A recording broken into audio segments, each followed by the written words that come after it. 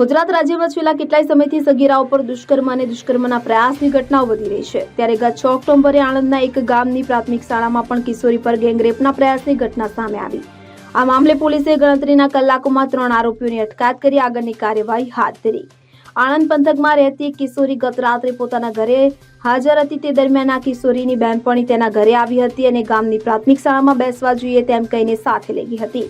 જે બાદ બંને બહેનપણી શાળામાં બેઠી હતી. એ દરમિયાન સગીરાની બહેનપણીનો ભાઈ મુકેશ ભીમસિંહ પઢિયાર અને તેનો મિત્ર સંજય સુરેશ ચૌહાણ ત્યાં આવ્યા હતા. એક પૈકી સંજય સુરેશભાઈ ચૌહાણે તેની પાસેની બોટલમાં ભરેલું નશાકારક પ્રવાહી આ કિશોરીને પીવડાવ્યું હતું.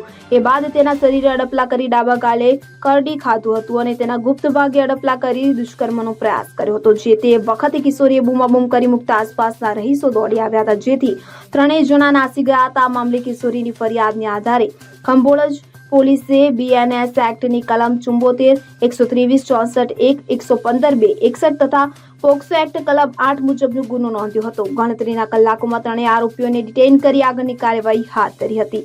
બીજી બાજુ ખંભોળજ પોલીસે ભોગ બનનારી કિશોરીને સૌપ્રથમ સારસા હોસ્પિટલમાં લઈ જવાઈ હતી.